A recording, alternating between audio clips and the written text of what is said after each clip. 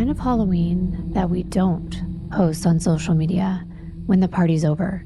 It's the aftermath, when you take your heels off in your car, you toss your mask on the passenger seat, and you've got cold French fries in a bag on your lap. You get a text from your husband saying the garage is closed, use the side door, and you're only 5 minutes away.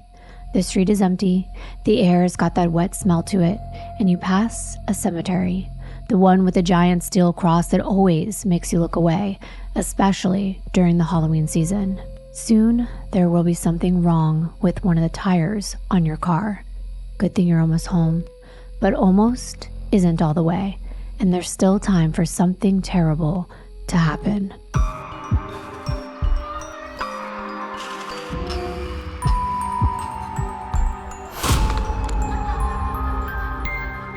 Hi, everyone. I don't know what episode number it is of the Darklivity podcast, but I do know that I am your host, Kimbyrleigha, and I am here with my co-host, the ghoul to my goblin, my husband, Jonathan.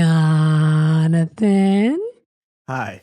Darklivity is the dark downward slope into the degradation of the human mind and the consequences that such darkness brings to light. Today is a very special episode of Darklivity because if you didn't notice, John created that amazing Halloween intro and he never disappoints. Honestly, you do such a good job. Thanks. And also, the winner of the Halloween naming series for this channel is Layla. Truth be told, there were 3 of you that submitted the same Harvest of Horrors name, but Layla was first, so congrats, Layla. Congratulations, and please make sure to check your email address associated with your entry. You will be getting an email from me, so make sure to check and make sure it has kimbyr.com, Kimbyr.com in the address. And if you haven't done so already, I also have a couple videos on my channel that are a Halloween series with my intro and the winner over there as well. So don't forget to check that out. I'm so excited for you to get all of your really special gifts, and I don't want to spoil them, but I will take pictures later and show everyone what they got. Now, sorry, we are a little late coming with our Halloween series to this channel, but life has been a little crazy. The holiday season is always that way, and I feel like I need to take time to relax. And speaking of which, one of the ways that I love to relax and take my mind off of a lot of these heavy topics is to play mobile games. And some of you already know this because we have that in common. And today's sponsor is one of my favorites, Midas Merge. I've shared this game before. It is beautifully designed, and it's set in a fantasy world filled with the most adorable little creatures. You hatch them, you merge them, and you watch them evolve like the Cappy bird with the little blue eyes, which starts tiny and turns into a level 3 creature with wings and all. And I love to watch them eat. Nom, nom, nom. And there's always something new to explore, and right now, the Firefly Valley update is the next big thing. And it literally feels like you're stepping into a dream. Soft lights in the mist, little fantasy creatures, and the whole place just shimmers. And there's a FOMO alert. Garden 3 is coming out late November, so at the end of this month, the 3rd permanent garden, and it is gorgeous. And you can also play on the go because it works offline. Plus, it's free and ad-free, so you can play on a long flight or waiting in line somewhere. Like the DMV. I'm finally going to the DMV to change my last name, so that'll be a perfect time to play. Plus, I got you a gift. The first 200 of you to use our link or a QR code on the screen will unlock an exclusive Lantern Goat level 1 straight from Firefly Valley. Glowing horns, sparkling lights, and look at that little lantern on its horn. It even comes with a special name that we picked just for you, so don't miss it. Download Midas Merge now so we can play Firefly Valley together. Thanks so much to Midas Merge for making this video possible. Now, let's get back into the case. I know most of you are aware, but our Halloween episodes obviously emphasize that the crime is happening near Halloween. So be prepared for that. And like I said, sorry, it's coming a little late in the season, but I like to celebrate the spookiness all year round. And we're only in the beginning of November. So some people aren't ready to celebrate the other holidays. It's still spooky outside. That's true. And our set is still decorated for Halloween. So let's jump right back in. You're a mom. And you get that call. We've all got it. Sleepover meltdown. Can you come get me? I don't want to be here. And of course you can. It's October 29th, 2011, just a couple days before Halloween night in a small Tennessee town. A 44-year-old mother of four had just enjoyed a night out at an adult Halloween party. No kids allowed. Fun for the parents. And now she's driving home. We've all been there with the costume glitter still on our faces, slipping off our heels because they're killing us, and a late night stop at McDonald's to grab some French fries. And I don't know if you guys know this, we might have mentioned it last year, but Halloween is the only day of the year that I eat McDonald's. And we missed it this year. We did. We actually got Raising Cane's. We did. And it wasn't as good. Still good, but not as good. And actually, this mom in our story, her name is Karen, and she was planning a little adult sleepover party with her friends. That is until her 9-year-old daughter, Ashley, called her. She was at a sleepover of her own, and she felt left out. She wanted to come home, and it was mom to the rescue. She left her friend Kathy's house, pointed her car in that direction, and that is where we left off in the intro. She's driving through her neighborhood. It's quiet, except for porch animatronics that don't know how to stop, a plastic skeleton that chatters in the wind, and you kind of have to roll your eyes because Halloween is cute until it isn't, right?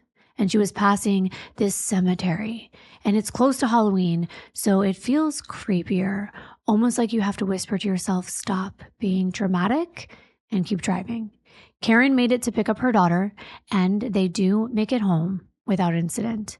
But by the next morning, when Ashley wakes up, she wonders if it had all been a dream, because she could have sworn her mother cuddled with her until she fell asleep.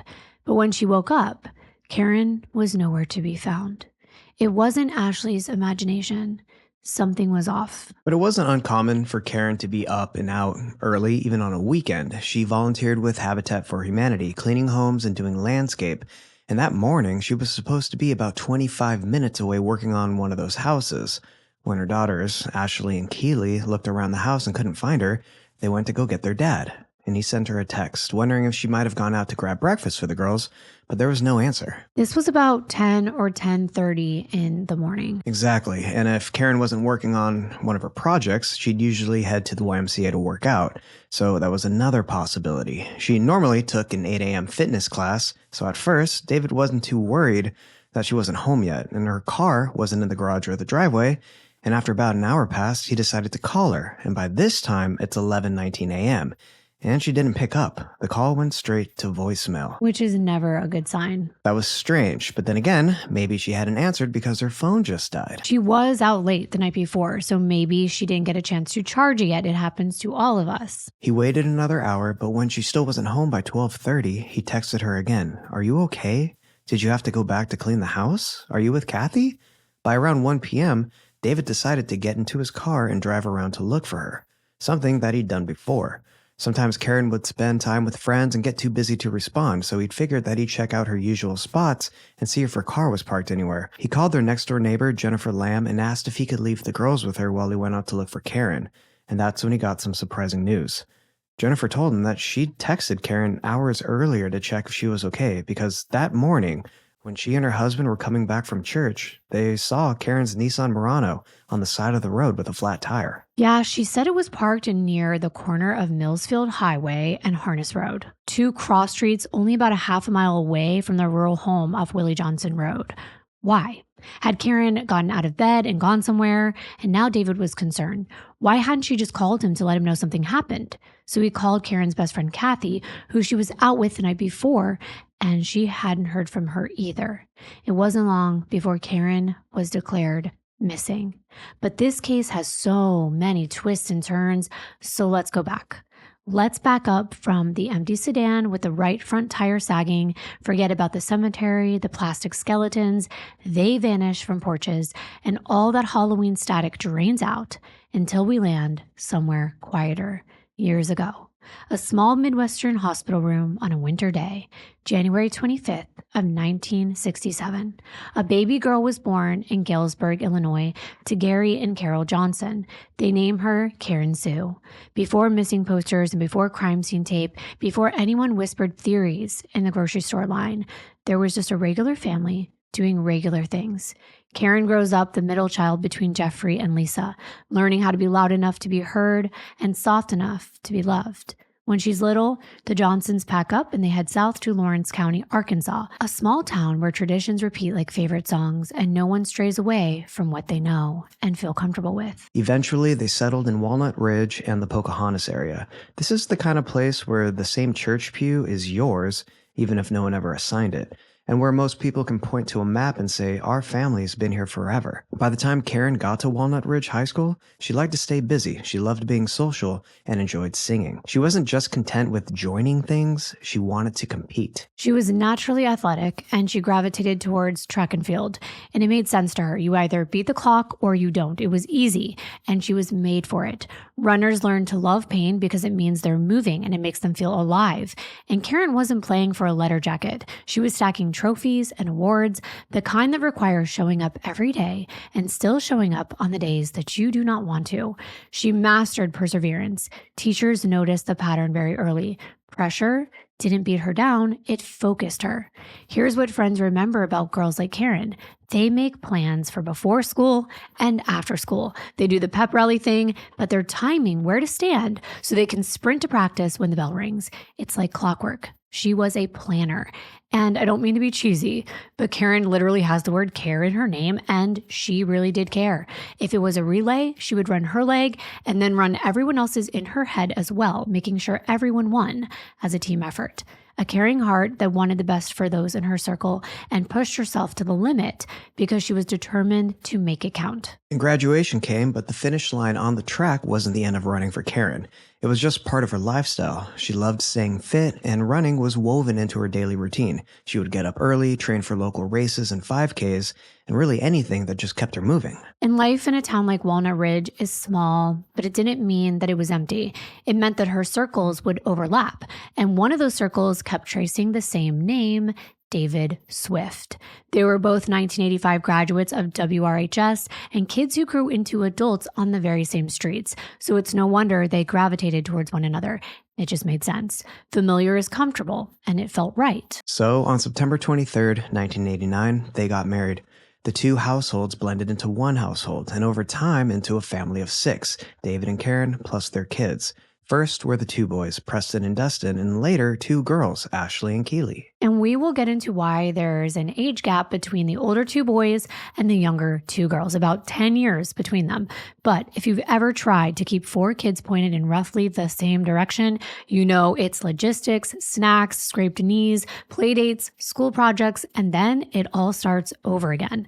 That's the next version of Karen's conditioning. Not mile runs, but school pickups, practices, dance rehearsals, cheer, games, and then all repeated. And the one thing everyone says about Karen is it's always the same thing. When she's into something, she's all in. And that drive she had back in high school, where she gave everything her full effort, never went away. It just got repurposed. Now she's the mom who volunteers before anyone asks her to.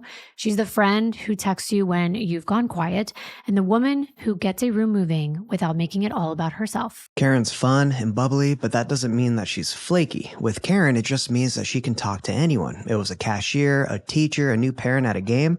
She was friendly and she was outgoing. She's strong-willed and witty, and also approachable, that you wouldn't think twice about asking her for a ride home, even if you'd only talked to her for a couple times. But to be fair, we are talking about a small town with a tight community.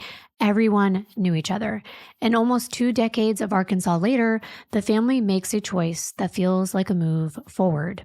In October of 2008, they relocate from Walnut Ridge to Dyersburg, Tennessee, about 2 hours away in the next state over, where the schools are known to be really good. It's the western part of the state near the Mississippi River. This is a town of 38,000 people with a familiar southern layout, agriculture and small businesses, a couple manufacturing plants, and a social map that's basically schools and churches at the center. And for the Swifts, Dyersburg is something new, especially for the kids. It feels peaceful. It's an easy place to make new friends, and it's safe and predictable in the best way. But it is bigger than the town that they're coming from. And Karen was looking forward to that. As a stay-at-home mom, it can get boring and lonely. And Karen settles in fast, almost like she's lived there her whole life. She becomes known for being involved and always being present. The mom in the bleachers, in the carpool line, and on every sign-up sheet. She's got 100 tiny family tasks that never get applause because it's expected. It is her full-time job to stay home. And I was telling John the other day, I was home with Mazzy for like 2 hours and one of our dogs got out of the house and I had my hands full. I was running down the street, breathing heavily with Dexter in one arm, the baby in the other. And I was just like, wow, I can't imagine doing it all day. So I do give applause to anyone that's doing it. And you might be wondering where John was during that time. He was sleeping. He was sleeping. That's okay. Dads, parents need sleep so we can refuel, right? That's right.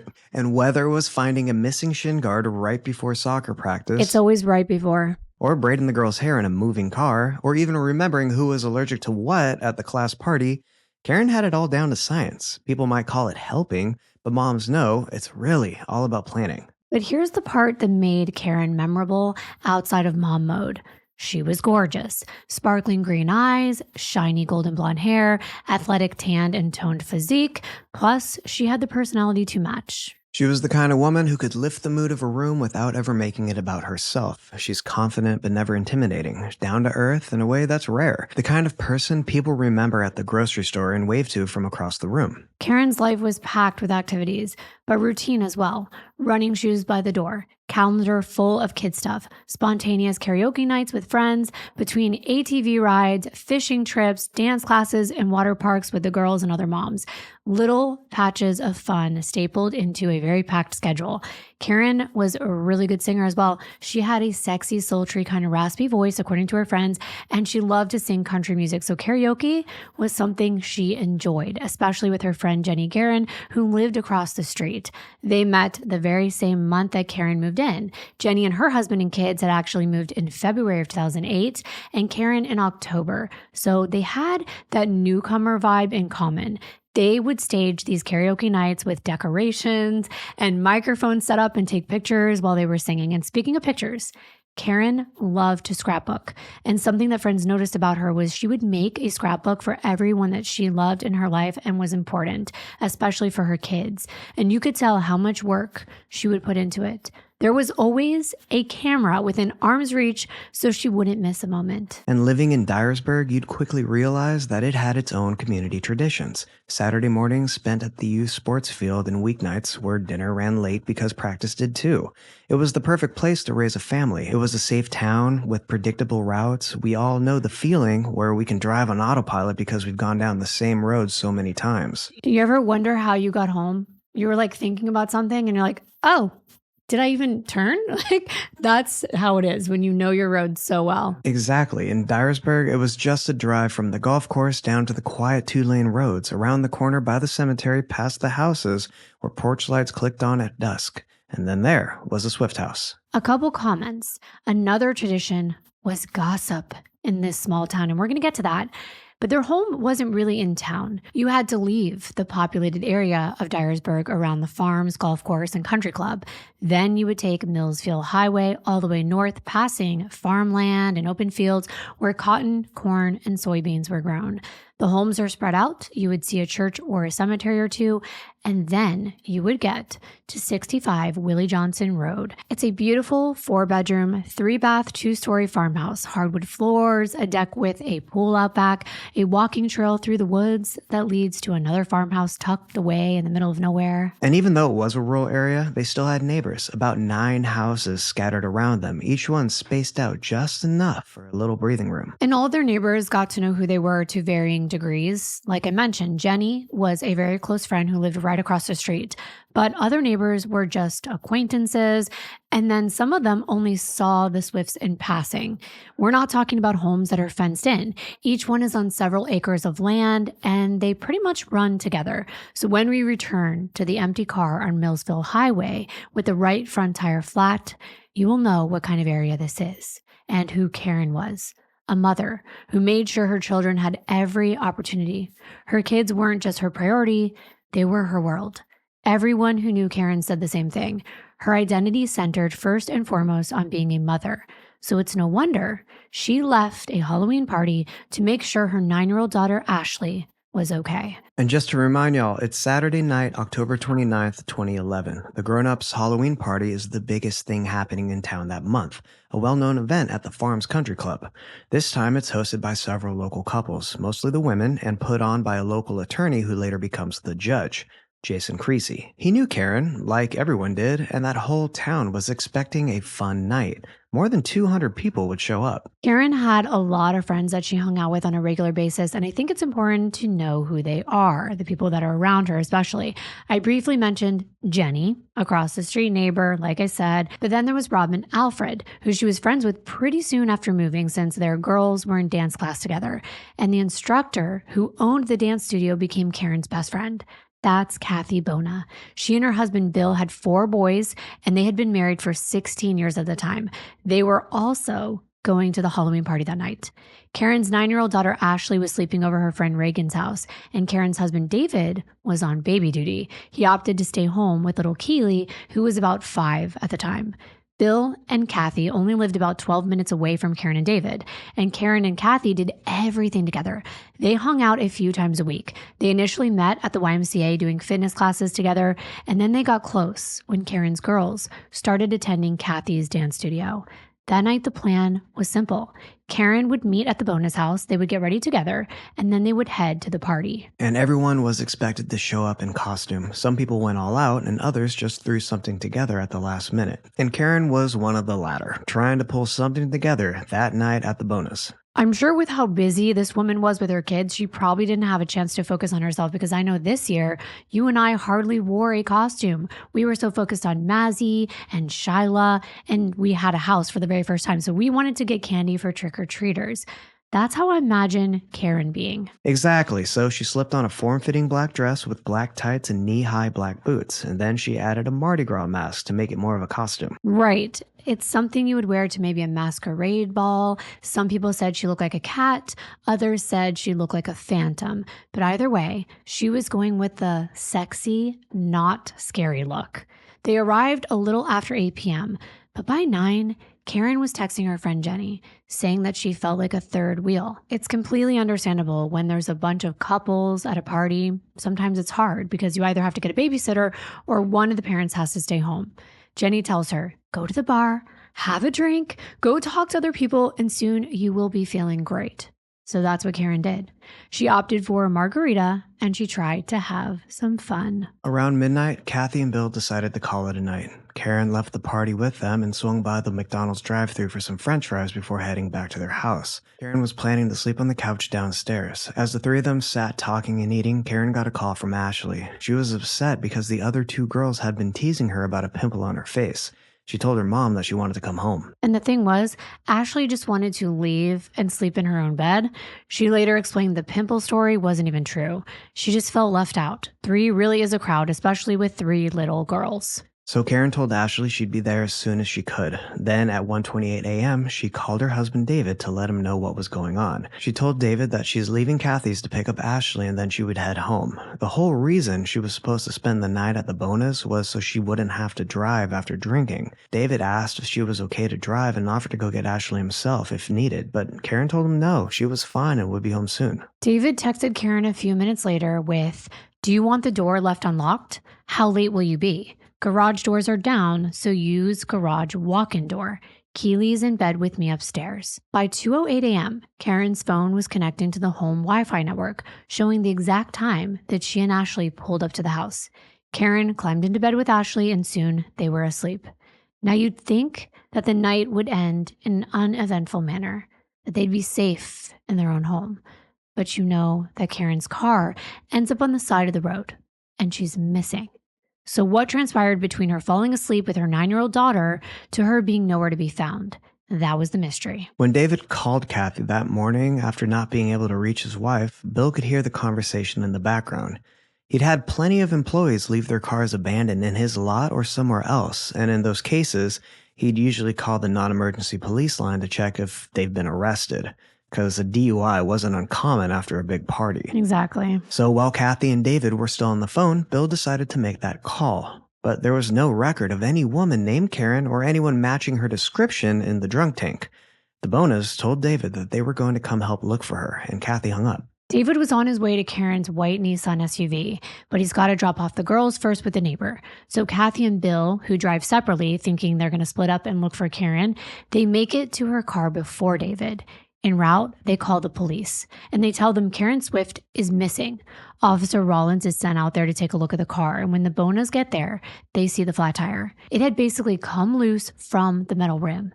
Kathy sees Karen's black boots inside the car and notices there's dirt on them.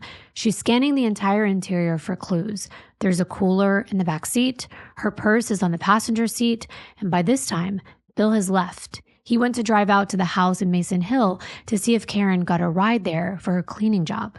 David had also called the police. He told them, "We've seemed to have misplaced my wife."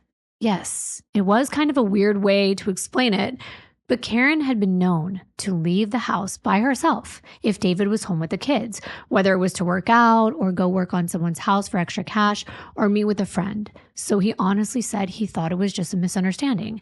Better to be safe than sorry. David and Detective Alexander pulled up to Karen's SUV at the same time, while Kathy and Officer Rollins were already there looking things over. And not long after, Detective Heath Walker arrived on the scene too.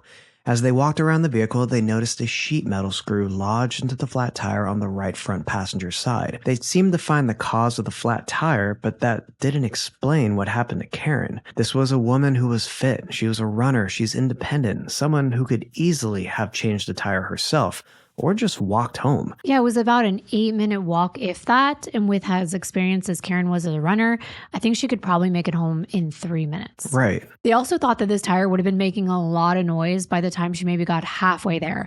So why wouldn't she have just turned around? Something felt off. Even looking at the tire, the way the car was parked, the officers felt like there was much more to this story. So they called their supervisor, Chief Investigator Terry McWright. But he was out of town. He told them to have the vehicle impounded for now.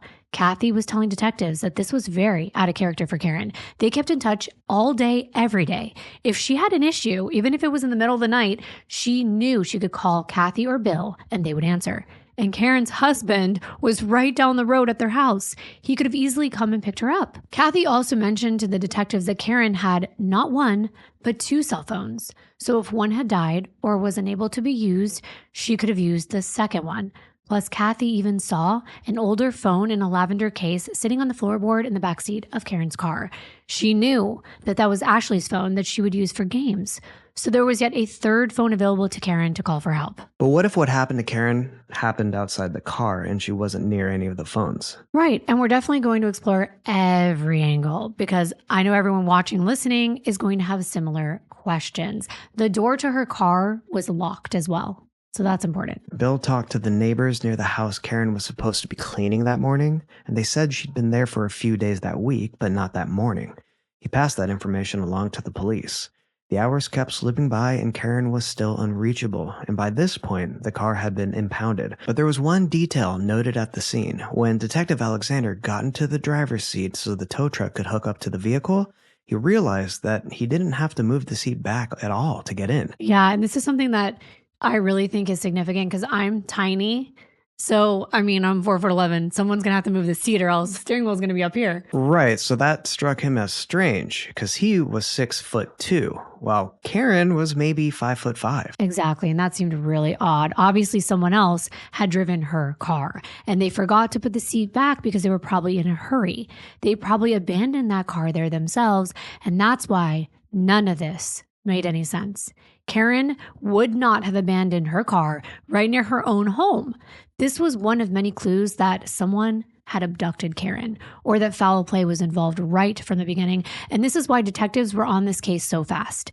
It didn't take long for fingers to be pointing at Karen's husband, David Swift. We know they look at the significant other first and move outward as they rule them out, but it was Karen's friends who initially alerted police to the issues with David and Karen.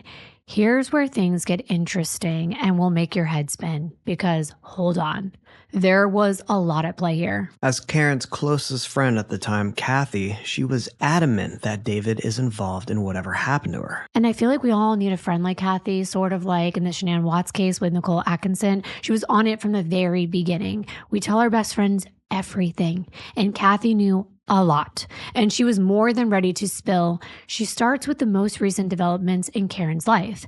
She had just filed for divorce on October 10th, 3 weeks before she goes missing. That doesn't seem like a coincidence. Karen's attorney is Jason Creasy. He had just saw her the night before at the Halloween party, and her going to that party was also significant because David didn't want her to go. He asked her to go to dinner with him instead so they could talk and work things out. He didn't want to split up. She did. Kathy and Bill seemed to believe the reason David was fighting so hard to keep Karen was financial. He was the breadwinner, and Karen was still entitled to the 401k, child support, and spousal support since she did not have an income like David did. However, Karen wasn't interested in making things work. She had been there, done that 2 times in the past, and we're going to get to that. But interestingly, David had 30 days to file a response to the divorce papers. And just about a week before that deadline, Karen vanished. Yeah, something wasn't right. So Kathy and Bill believed that with the deadline looming, David was going to make a last-ditch effort to get Karen to reconsider. The real reason she wanted to spend the night at the bonus was because she felt uncomfortable going home to David after turning down his dinner invitation. Right. She did not want to deal with a confrontation. So if it wasn't for Ashley wanting to leave her friend's house in the middle of the night, Karen would not have slept at home. She and David didn't even sleep in the same bedroom, and they hadn't for quite some time.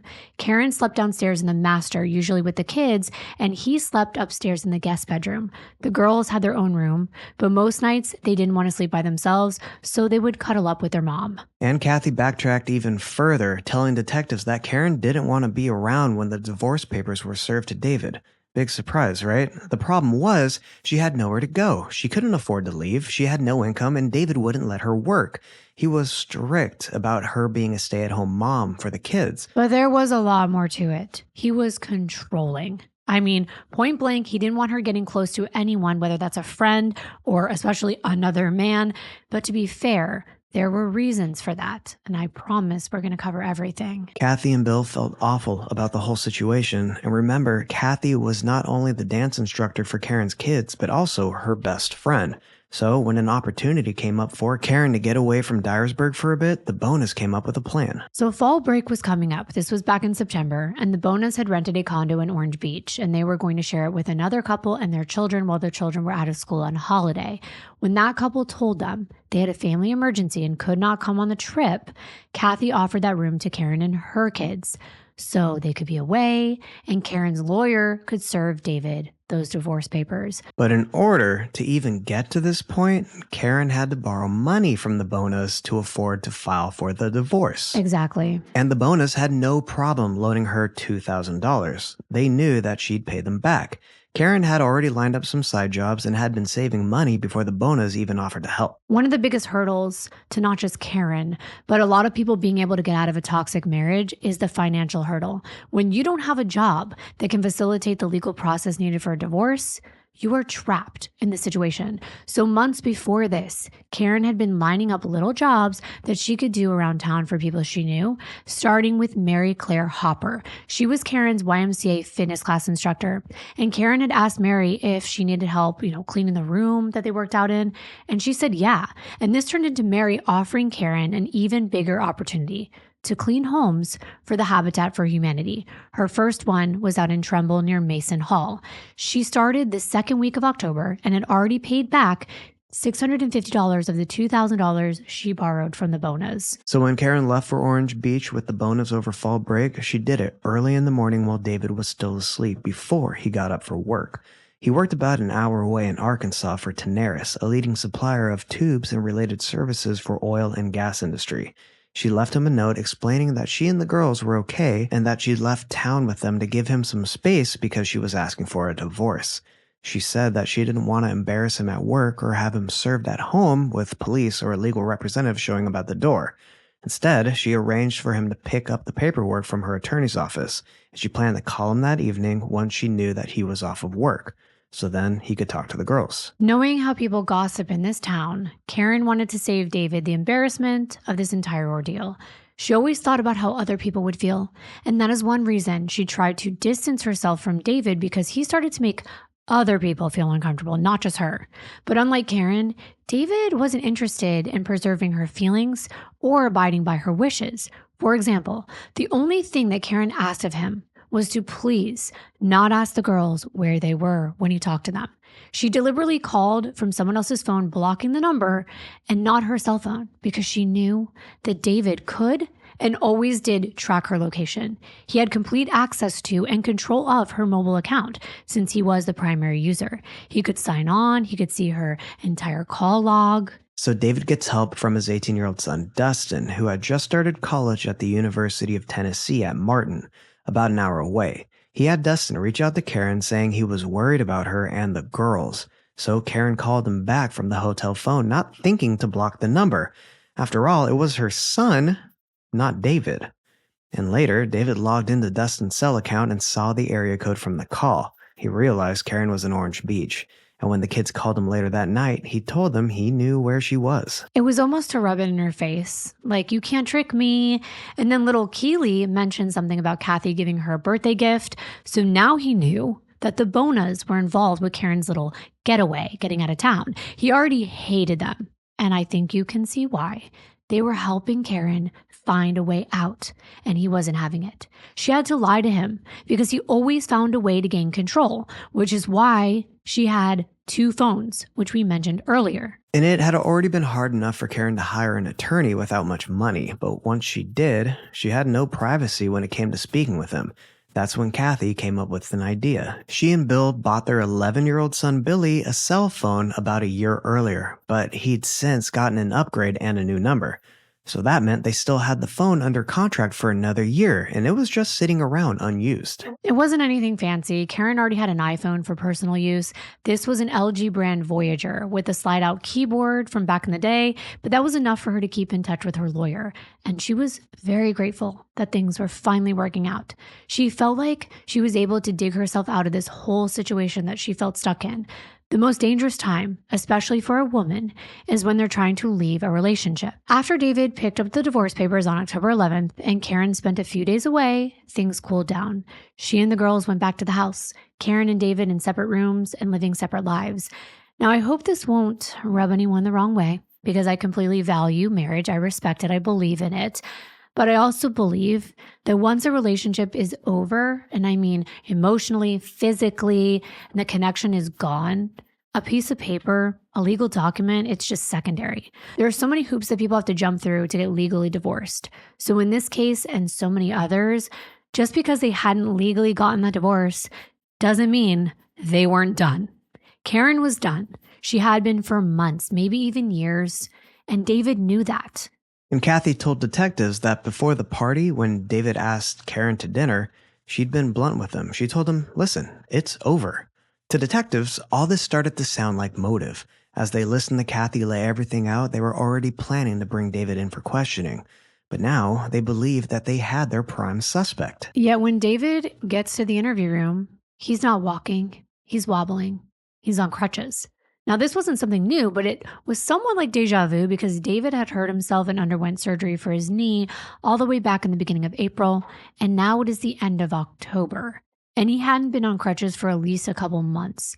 So why was he hobbling around at a police interview? I have to admit, it is a conversation starter right off the bat because when you walk in on crutches, someone is bound to ask you, what happened?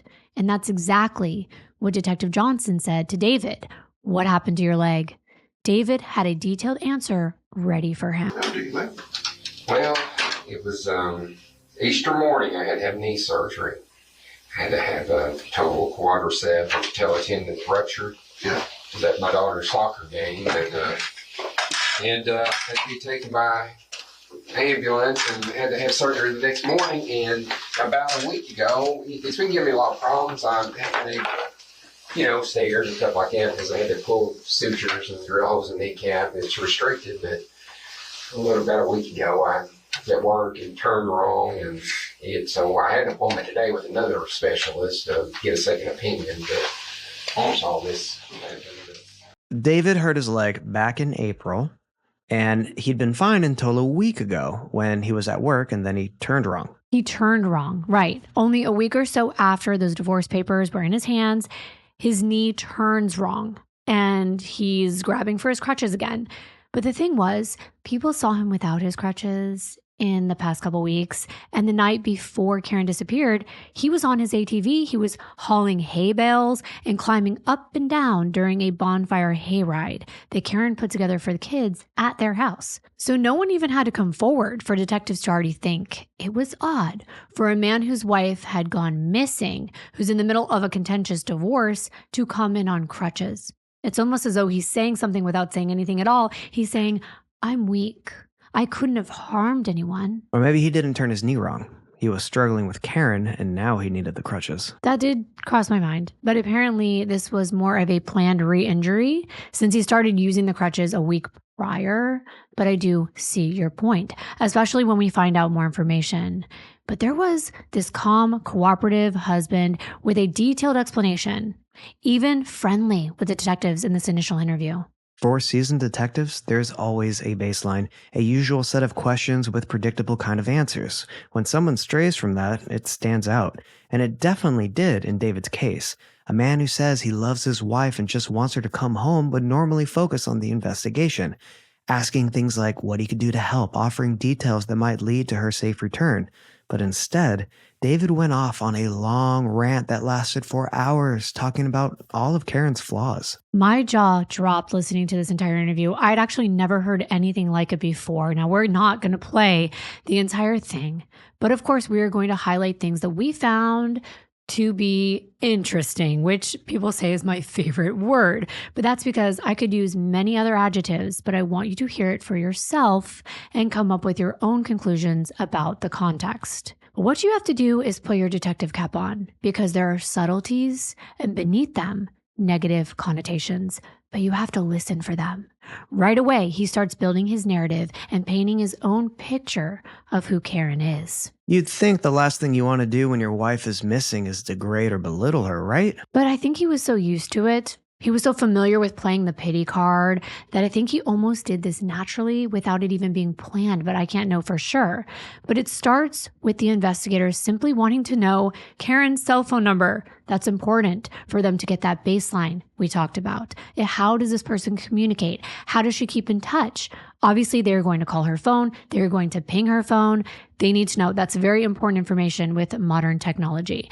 But instead of just providing her cell phone number, David has to work in a dig. He's like, oh, I just found out yesterday that Bill and Kathy Bona gave Karen a phone, and she's been known in the past to have an extra phone that I don't know about, prepaid ones.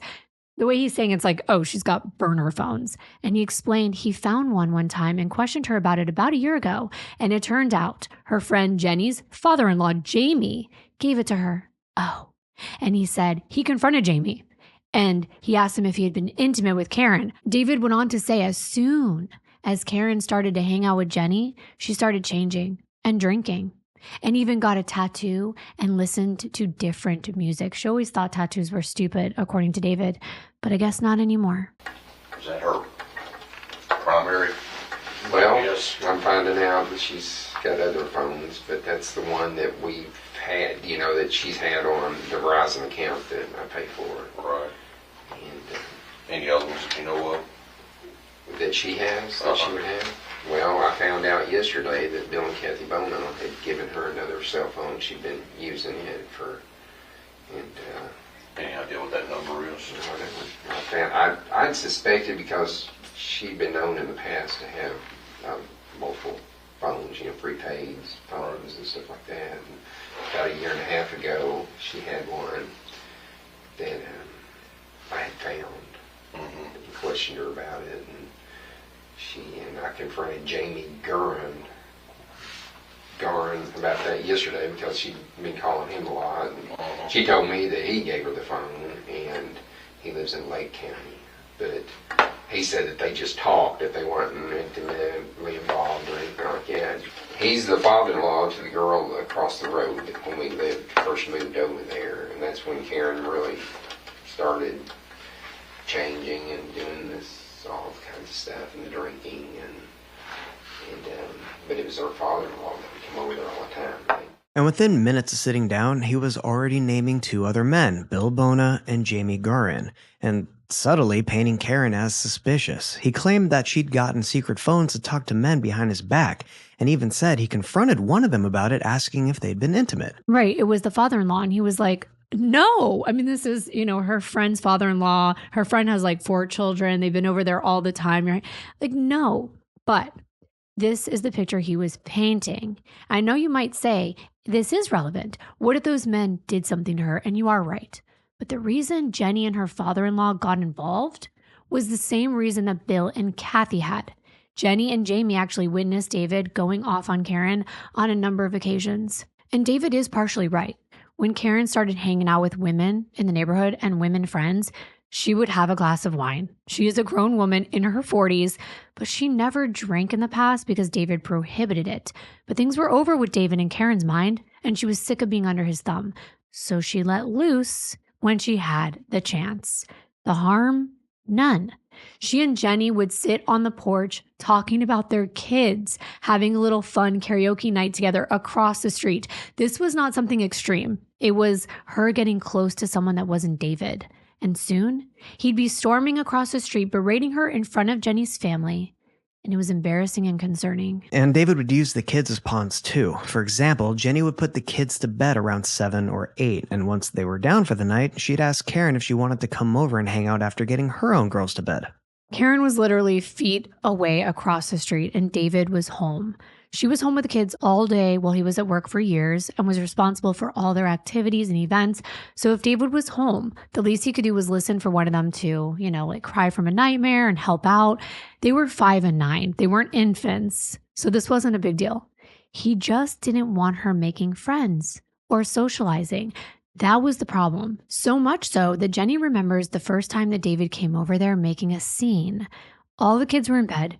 Karen had just been over for about 25 minutes when all of a sudden, David barges in carrying both children in his arms, and they look like they're asleep. Like he pulled them from their beds just to come over there and make Karen feel bad. Right, they were rubbing their eyes, barely awake, crying for their mom to come back home.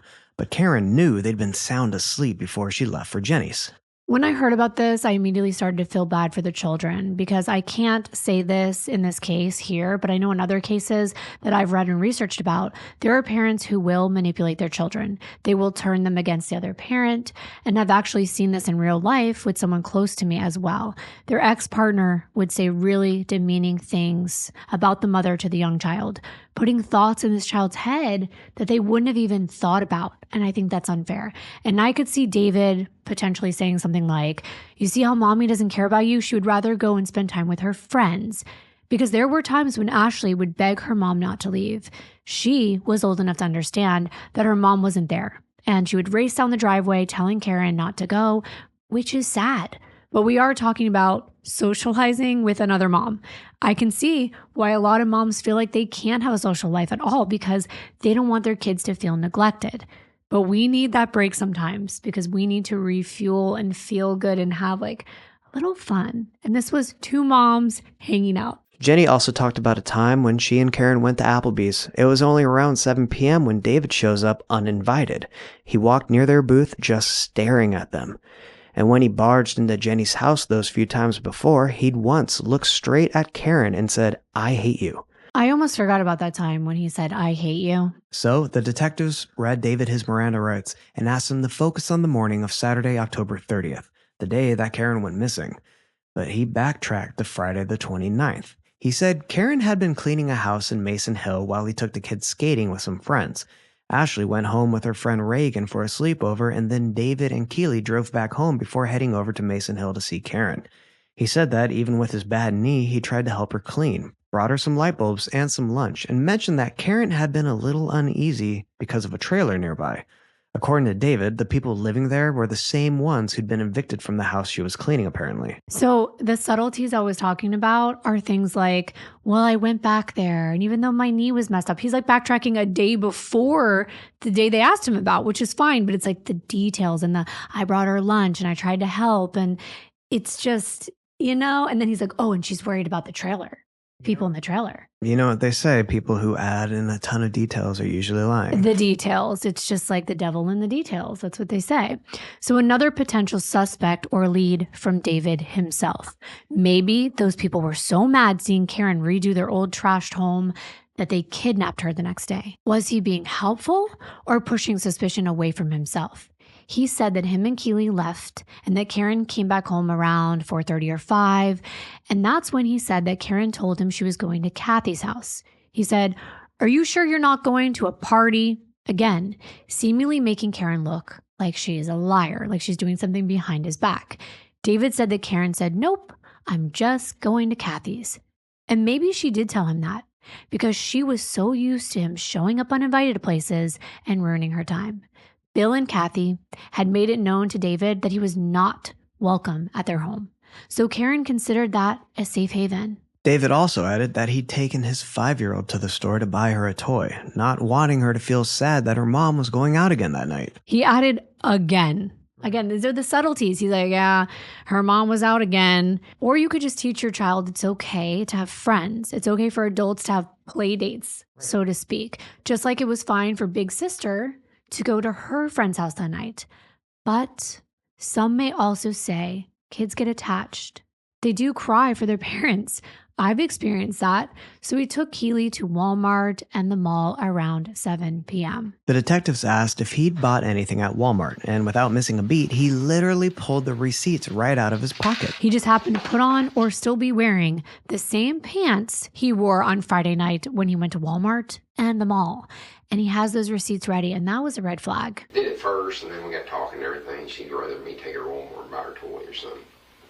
So I just wanted to, take her so she wouldn't be upset because her mom was going out again. And so we left about 7 o'clock, I guess, 7 p.m. Saturday night. I took her to Walmart, went to Walmart, and went to the mall. Did you buy anything at Walmart? Yes. Okay.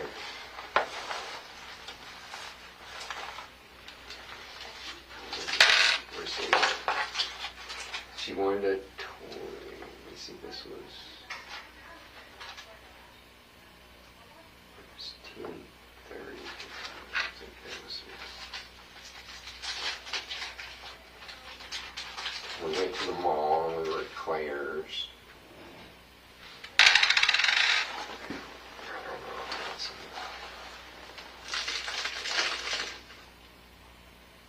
Yeah. That was at Walmart where I bought Keely.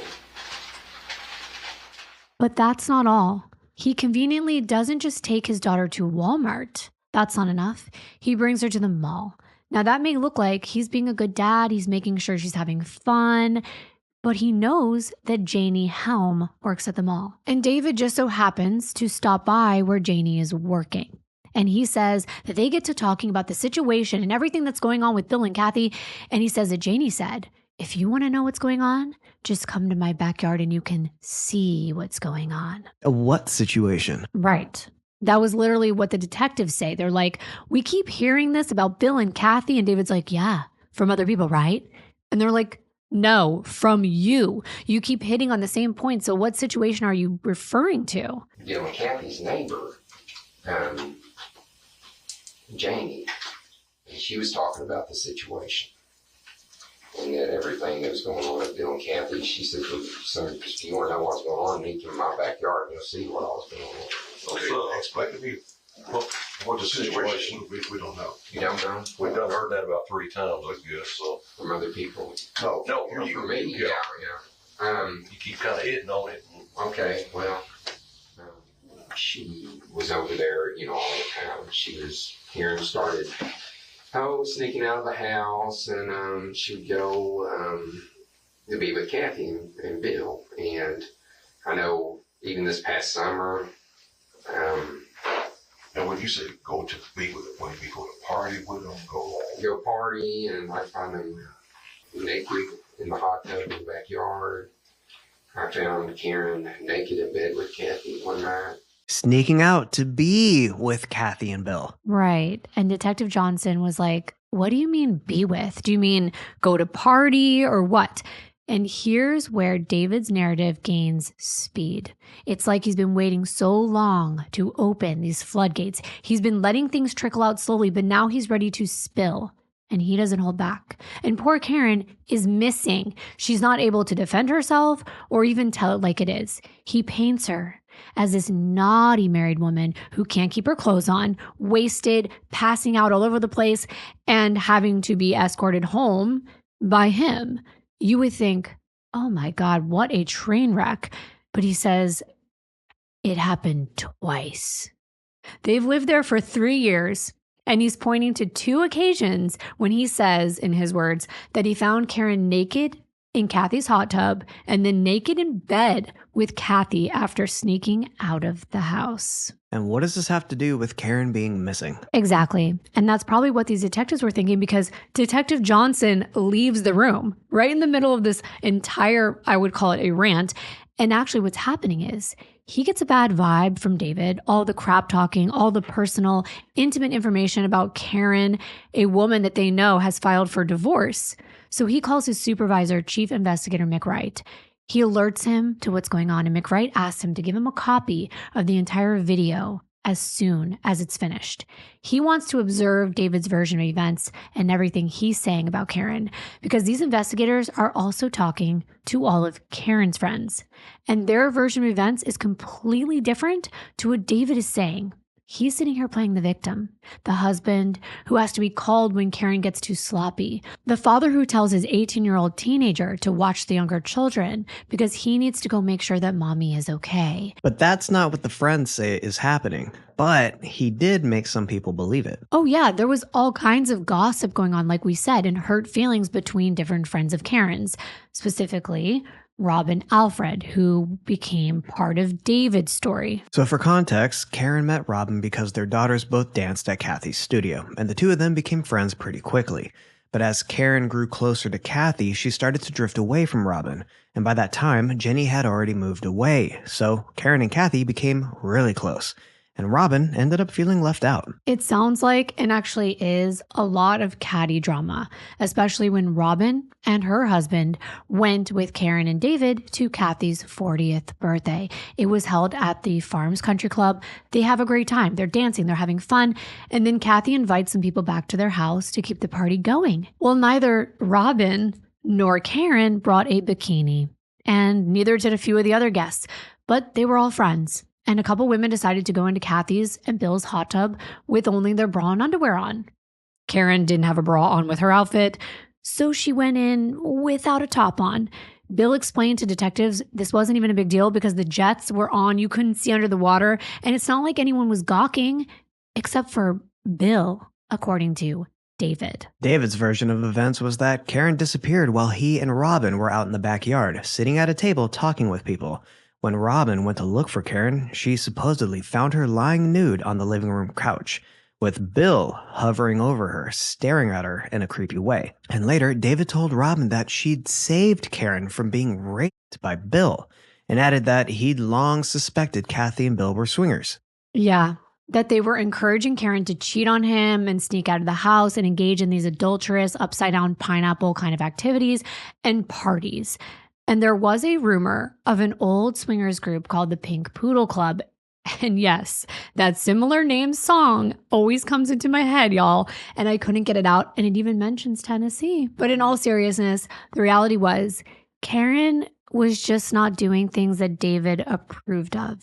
She was unclothed, yes. Whatever the circumstances may have been, Karen was an adult. Albeit she was still legally married, and I can see how David could find that embarrassing, and he could be questioning the entire situation. Bill did walk into the living room, but it's part of his house, and it was open. There were no doors. It wasn't closed off, nothing like that. But Robin and David definitely went with the violation narrative. When Kathy found out, she was furious that they were accusing her husband of trying to hurt her best friend. Especially since Karen hadn't even been passed out. She'd just been dizzy from the hot tub. Now, this was something that happened to her. In the past, when you drink, you have alcohol, then you go in hot water, you can sometimes feel woozy. It happens to a lot of us. And that was what was happening. Karen wanted to get away for a few minutes, went to go lay down on the couch. And the next day, when she's confronted about this by Robin, She said nothing happened. She wasn't unconscious. She wasn't out of it. Robin even had to tell detectives later when asked, Karen was lucid and alert, and that it was David that floated the idea that Bill was acting inappropriately when he was the one that actually covered Karen up. But David decided to confront Kathy about all this, and the accusations were unsettling to her. Naturally, with everything the bonus already knew about David, this situation just confirmed for them that they didn't want him at their house anymore. They made it clear he was not welcome there.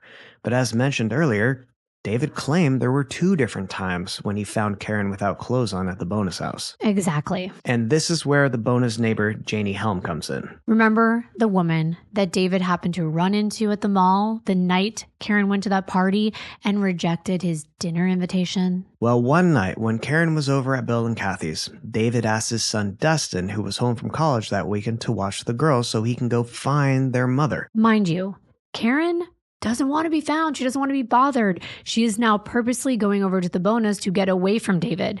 This is an escalation of his stalking. It's not the first time or the last time he will come somewhere uninvited to spy on Karen. It was after midnight, sure, but usually the bonus called it a night around that time. These were not crazy, like call the police type loud raging parties. They were a few people in the neighborhood having drinks in the backyard that had a hot tub. And honestly, I know that some people are very uncomfortable by nudity. I get it. When I was in college, I found out that a couple of my roommates would walk around without their clothes on. And for me at first, someone who doesn't do that, I admit I was shocked. But after a while, I was just like, they're just different. It's fine. It's not a big deal. And I just would look away. And David did not like that. But for those who came over and decided it was okay to go in the hot tub, whether nude on purpose or because that night they didn't bring anything, they didn't plan to go in there and they wanted to, they were fine with it. Like, if you don't like it, then just don't do it. David had parked his car down the road from Kathy and Bill's place so he wouldn't be seen. And then he went into Janie Helm's backyard at night to spy on Karen through the fence. He was just watching her. Actually, he wasn't even watching her. At that moment, everyone had cleared the backyard because there was a married couple in the hot tub and they were getting a little freaky in there. Okay, like you've never been to a party where like someone's making out or doing something and you're like, get a room. So you kind of leave. That's what was going on. It wasn't even Karen in the hot tub at that point. So Janie catches him peeking through the fence and tells him never do that again. She was absolutely not okay with him creeping around her backyard. So when in his interview, David claimed that he saw her at the mall and she brought up the situation with Kathy and Bill, supposedly telling him, if you want to see what's happening in my backyard, just come and see. That's not believable. Right. And because they're hearing this from other people and they're putting together and like, no, she wouldn't have said that. After she kicked him out, he decided to not only sneak into Kathy and Bill's backyard where this couple is, he barges right into the home, startling Bill, and he's screaming, "Where's Karen?" Bill's like, "She's upstairs. She's talking to Kathy." He storms up the stairs into Kathy and Bill's bedroom, where Kathy is lying under the covers. Karen was not. She was in a towel, nothing underneath, sure. But he made it seem like they were, together. Exactly, in bed, when the reality was, Kathy explained she had gone up to bed. Karen was still in the hot tub at the time, but the friends were in there. So she came up to say goodnight. She was going to leave, and they were just talking. You know how women get to talking? That's what was happening. Well, Bill wasn't even in there. Nothing inappropriate was going on. But David didn't see it that way. He screamed at Karen, calling her names and telling her to go home. The names, you can imagine what the names were. We can't say them here, but names that would apply to someone who might be sleeping with a woman and doing this behind her husband's back. I cannot imagine how embarrassing that would be, especially after they'd already told him he is not allowed there. And this is someone else's house. It's like Karen is kind of being treated like a child. And I would be scared if someone barged in like that. Dustin got home. Matter of fact, I think he might have been over your son or something, but he got home. I said, Dustin, I need to go check on your mom. I said, it's almost 1 o'clock and don't know where she is. So I went to park down the road. I went to Bill and Kathy in their backyard and went around, and I'd heard people in the hot tub and everything, and there was Brian, Shannon, Lee. It looked like they were engaged and right there, they're telling me and Bill was getting out of the hot tub, but I heard Shannon say, "Where did Karen go?"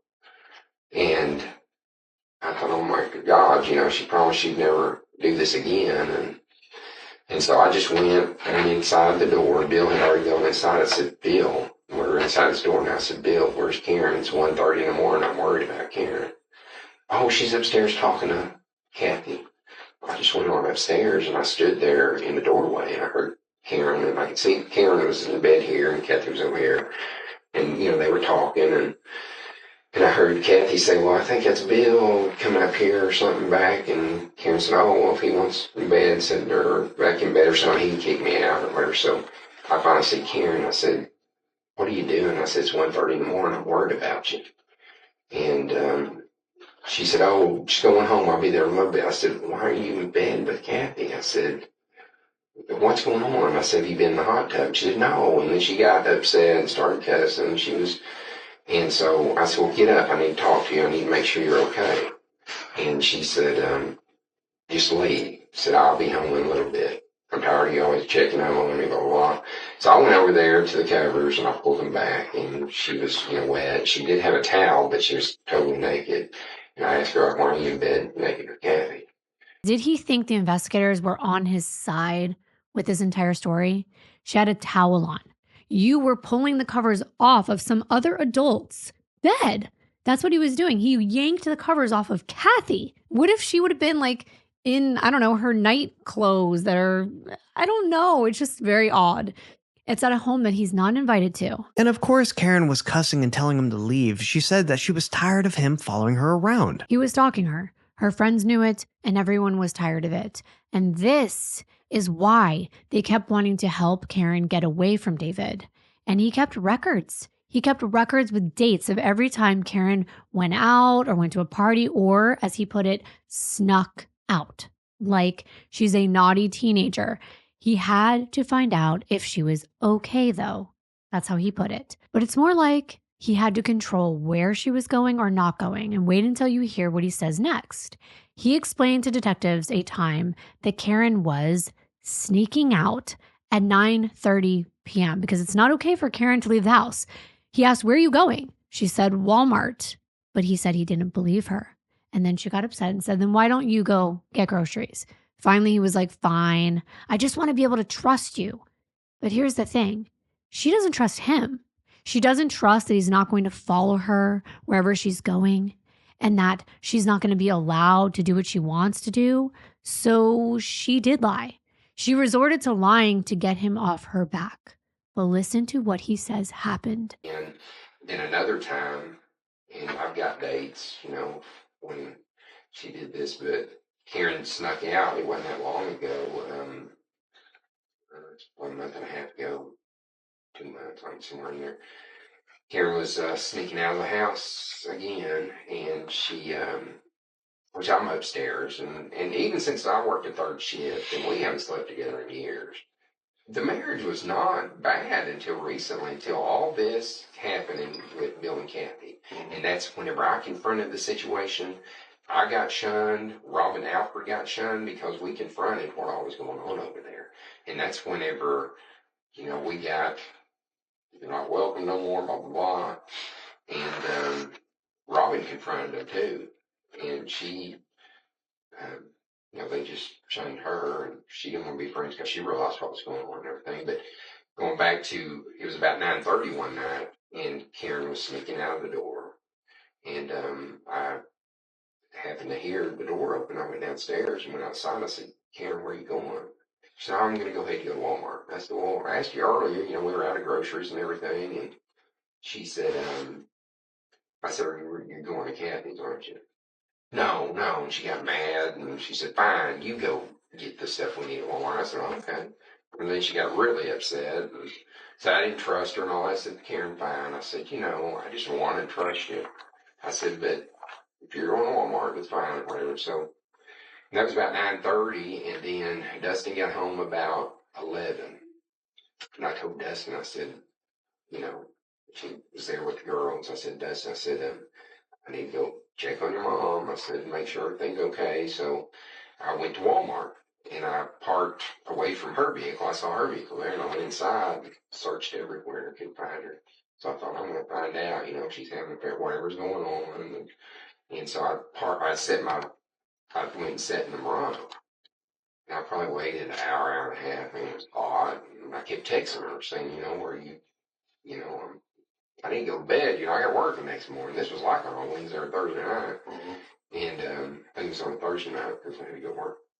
And she said, no, I'm just enjoying myself in here. She said, it's very peaceful and quiet. Well, a little while later, about a half hour later, here comes Kathy driving up and parks. And I just get out of the vehicle and I tap on the glass and scares, Kathy. And then I go to Karen's and I said, where you been? I said, Kathy, why are you taking her around and stuff? I said, if she was going to go to your house, why don't she just go to your house? I said, y'all are hiding and covering up something. There's more to this. And which Kathy has a degree, a master's degree in psychology, but she has a dance studio. And I think that's been a lot of the stuff that's been missing with Karen's head and stuff. And then with the excessive drinking and partying, but Karen told me no, said Kathy came pick me up and took me to her house. And it just, nothing makes sense. They hadn't slept together in years, and it doesn't take a genius to see that this could be a sign that things are not good. But he's like, no, the relationship was good until Kathy and Bill came along. Right. And he mentions Kathy has a degree in psychology, so she must be manipulating Karen. Maybe she's using her psychology knowledge to actually see David's red flags and try to keep her friends safe. Because, sir, you're literally using your teenage son to take over your responsibilities as a dad, to go out looking for your wife who's trying to get away from you, who has not been intimate with you in years, who sleeps in a different bedroom, who's told you it's not working. And he's sitting waiting in a hot car in a parking lot, hiding, waiting for her, scaring both her and Kathy by banging on the car window and then reprimanding them, like they're children. And he went on to say that one afternoon she'd drink so much that she passed out on her porch in her own vomit, and that their son Dustin saw it happen. David said he walked out and called her an idiot. I was thinking, I'm sure it's not too far off from what Dustin does on the weekends with his friends in college, but I can imagine Karen being so sheltered by David ever since they got out of high school. She never really had that chance to experience those wild nights, and I feel like she was just making up for all that. But again, just to insult her, I mean, what is that proving? And what is it doing for the missing persons case? Kind of seems like he wanted detectives to believe that she was out of control, that she brought all this on herself, that her own behavior somehow explained why she vanished. But he wouldn't stop. He just started digging into her personal details about Karen's past, about her family dynamics. And then Detective Johnson finally cut him off. He's like, can we get back to the last weekend, please? Exactly. He's like, his head was spinning because why are you, he just kept going back and more insults and your wife is missing. Karen used to never drink. I mean, she grew up in an abusive, her dad was alcoholic and used to abuse her mom, and she saw that and she has resentment towards, her parents for not taking her out of the situation, her mom, and also her, dad doing that. But we got a basic idea now, at least I do, of what it was like. Let's skip forward to, maybe I might have missed something here, but I have bring you up to date on it. So this past weekend, okay, when you first noticed it, okay, she went at home. Yeah. Well, so this is not funny, but I had secondhand embarrassment for him. They needed to get back on track. Time is of the essence. This wasn't a therapy session. It was a missing persons investigation. They want to know what Karen was wearing when she left. Again, a very important detail. Anytime someone's missing, they want to include what they were last seen wearing in a missing persons poster in case somebody spots her, or even worse, if they find a body, they can possibly identify her by her clothing. He says when she came in with Ashley, she was wearing ripped jeans and a gray coat. That's all he could remember. The detectives want to know if there was any kind of argument that happened. David said no, it was a brief conversation. I just wanted to make sure Ashley was okay because he was worried since Karen had been drinking. But he wasn't with her that night, so how could he know that she drank? Right. And detectives know that. So they ask him, how close did you get to her? Could you tell that she'd been drinking? And he kind of cuts them off and he's like, oh yeah. I could always tell when she'd been drinking. But that was it. That was all the conversation was. And he said he went to bed.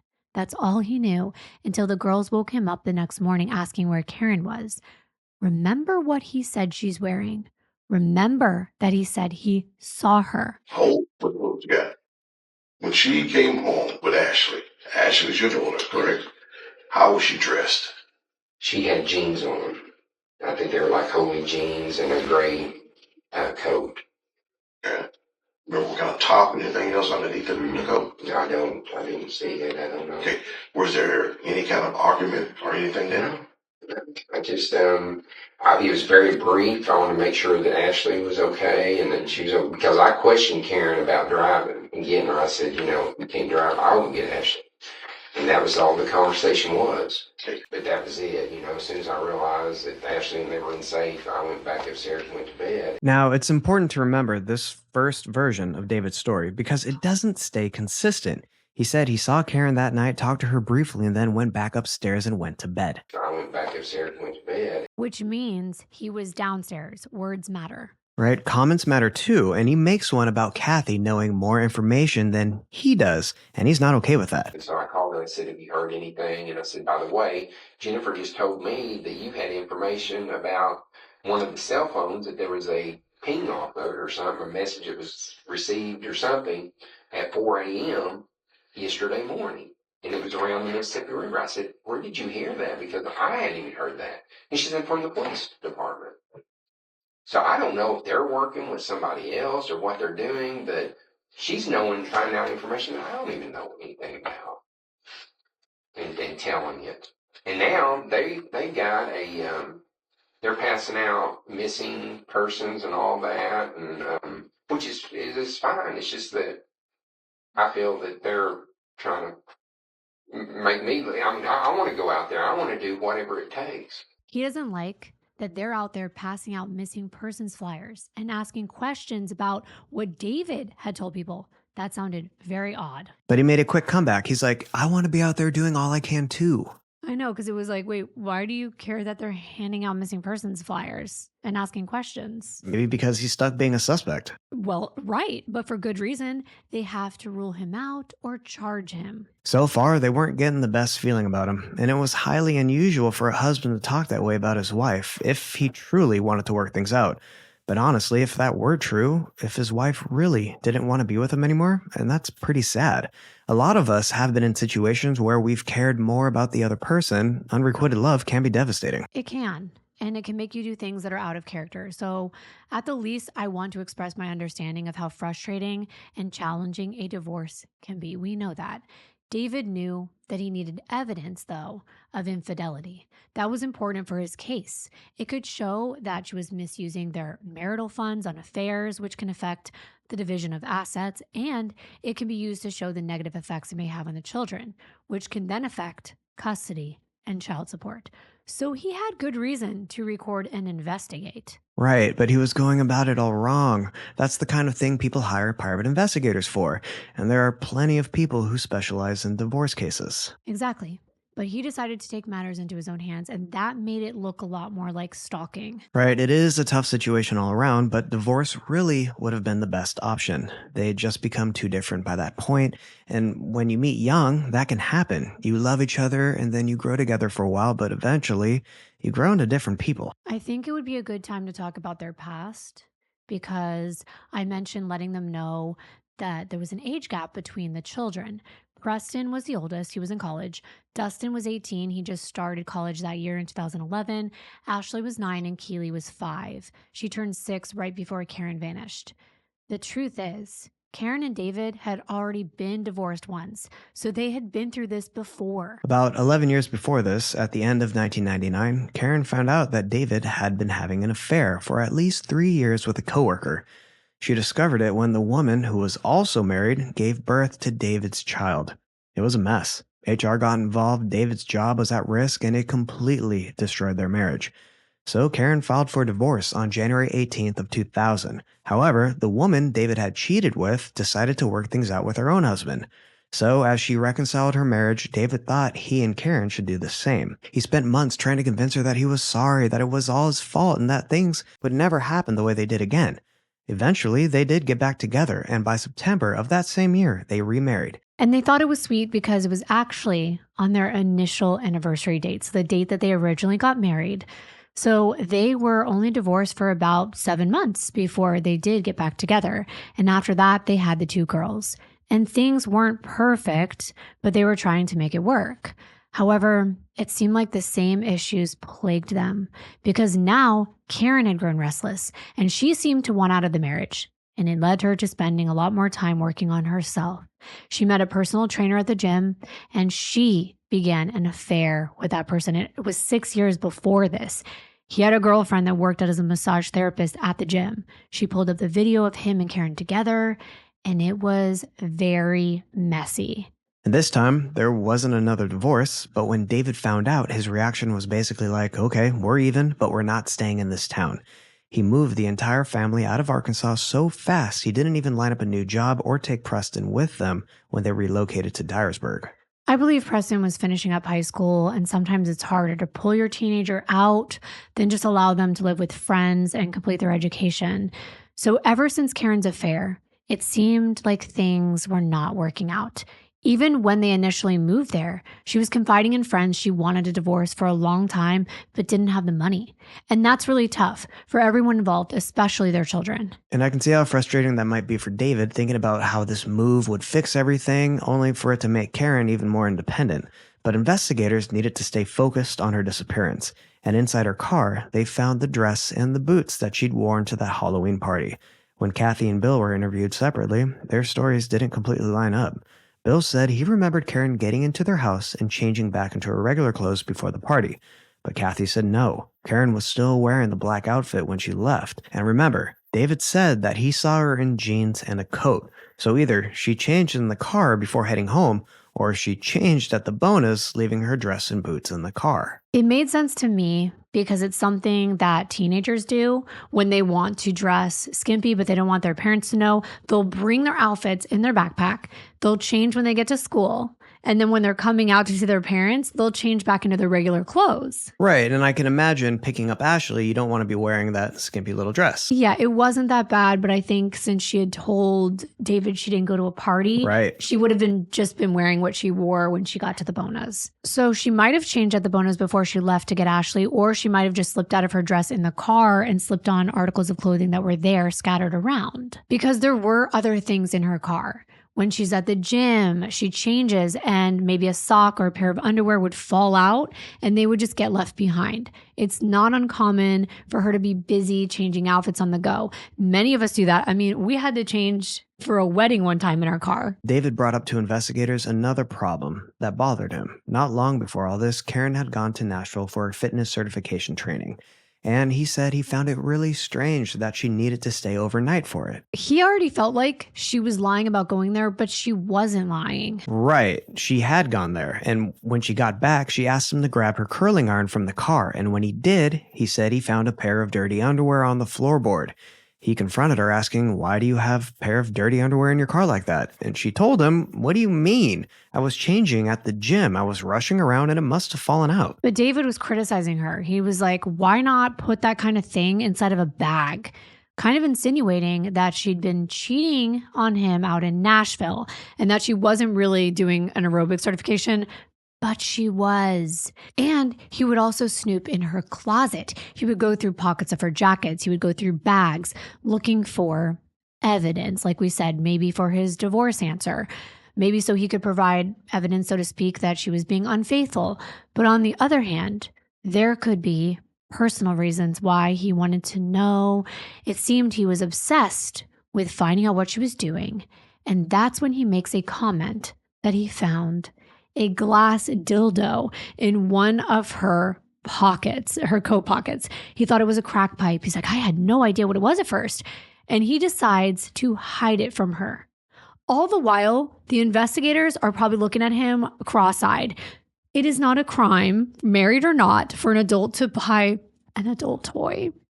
I definitely felt secondhand embarrassment when he was talking about this. And again, what does this have to do with her investigation? So investigators are pretty much playing therapist right here, asking David how he felt. Right. They get the hint that he's just going to keep going.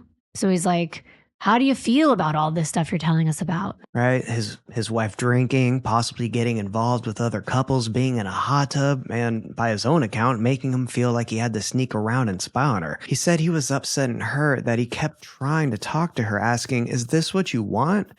but he said he'd just been dealing with it. And David said, yeah, I believe she is. Maybe she'd get over it, but then she met the bonus. He didn't think they were a good influence and said it made him believe that she might have gotten involved in something sketchy or with someone dangerous. Right. His theory is that because Kathy and Bill take her to places like concerts out in Nashville, and she was traveling to get a certification to become an aerobics instructor, and she was gone for a weekend, he's starting to believe, or his theory was, that she met somebody and maybe just like in the past, gotten involved with someone who might have a partner, married, or a significant other, and now she's been abducted and possibly harmed because of her affair, so to speak. That's the theory that he's running with. And that's probably why he set things out the way he did, making her look like a wild party girl, because he's trying to solidify and make them understand the activities in her everyday life that he believes could have led to her being in the wrong circle. Detectives, however, were leaning toward a different conclusion, that David had reached his breaking point.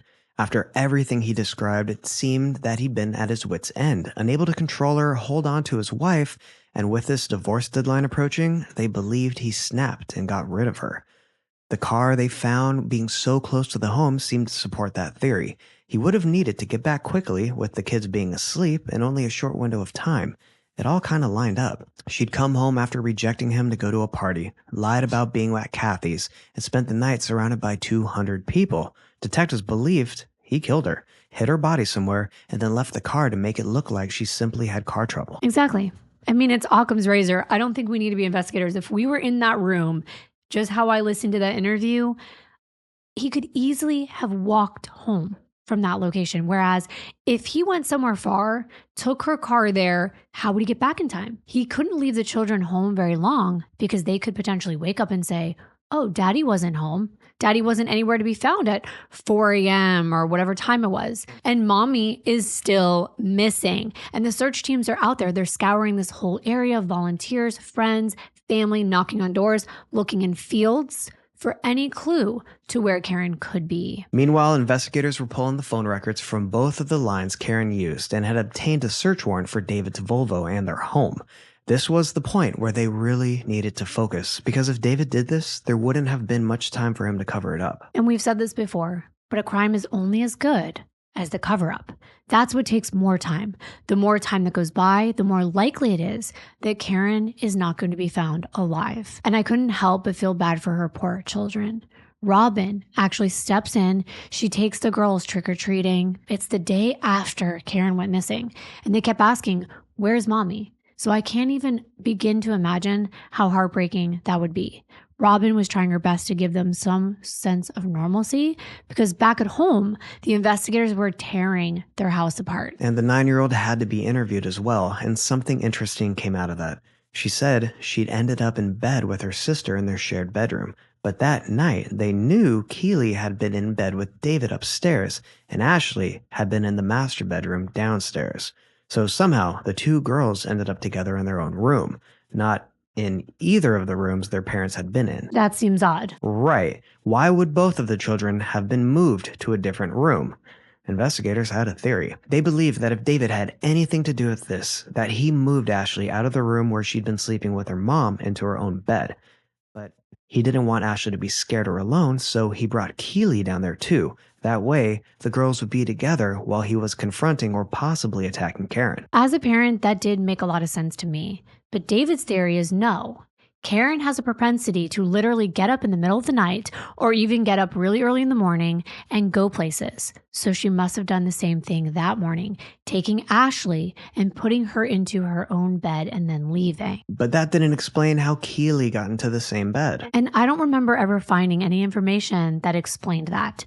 But Ashley told the investigators her mom moved her. They asked, how could you possibly know that if you're sleeping? And her explanation was she could just feel that it was her mother. And we'll get to some evidence that could lean either way. When they started to take electronic devices from the home, they realized that someone accessed the main computer of the house under the username David, which was password protected, but apparently everyone in the house knew the password. Well, there was activity occurring on that computer from 3:45 in the morning to 4:30 in the morning. This would have been over an hour after Karen got home with Ashley and went to bed with her. There were pictures being accessed, some of them being deleted and looked at, including pictures of Karen's landscaping jobs, among many other things. And the question was, did David take Karen's phone from her room after she fell asleep, connect it to the computer, and go through her photos, saving any potentially inappropriate ones, maybe to use as evidence or just to snoop on her? Or was this Karen? Did she maybe get up, move Ashley into another room, go to sit on the computer, maybe she couldn't sleep, and now she's uploading photos from her phone? There was also the fact that David had access to Karen's iPhone account. He even told detectives he'd been calling her voicemail and listening to her messages, saying that he just wanted to make sure that there wasn't anything suspicious. No strange calls or unfamiliar voices. And he admitted that all he heard was concerned friends and family reaching out. But again, it can look like another invasion of her privacy. Right. But it could also be, no, my wife is missing. I'm trying to get to the bottom of it.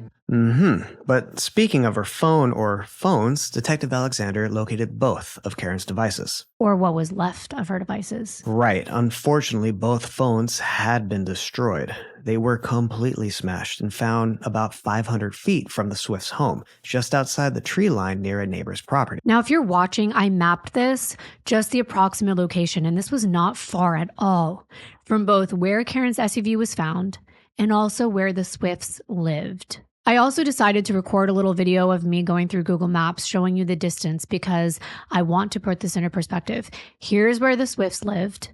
And if you go right down the road they live on, you can see as you make your way down right across from where they lived on the corner of where Willie Johnson meets Harness Road, there is the house where the cell phones were smashed and found on the ground, smashed up with pieces scattered, and both of them just lying there. And there's significance to this location where they're found because that was Mr. John Hogshooter's house. And yes, that is his last name. That is not a nickname. It was significant because Mr. Hogshooter was actually involved in a legal dispute with Karen and another neighbor. He'd gotten fed up with dogs using his yard as a bathroom, so he'd put poison on the lawn. Karen's dog Jack and another neighbor's dog both ate some of that poison and became seriously ill.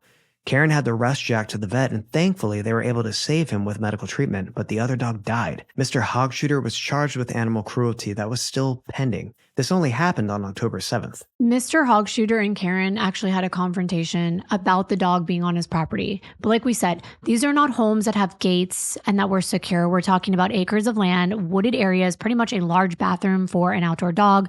But the Swift's dog wasn't always outside to run freely. They would open the garage a little bit so he could go out and then he would come back in. But sadly, this wasn't the first time a neighbor had tried to kill one of their dogs. And last time, they had actually been successful. Sadly, another neighbor had shot and killed Preston's dog while it was staying with them when he was in college, and they never found out who did that. So anytime there's a case that we want to go really deep on and there's a lot of information, we have to break it up in two. So that's what we're going to be doing today. Exactly, and thanks again to Midas Merge for making this video possible. Don't forget to download Midas Merge from the link or the QR code on our screen, and we will see you in part 2. Bye.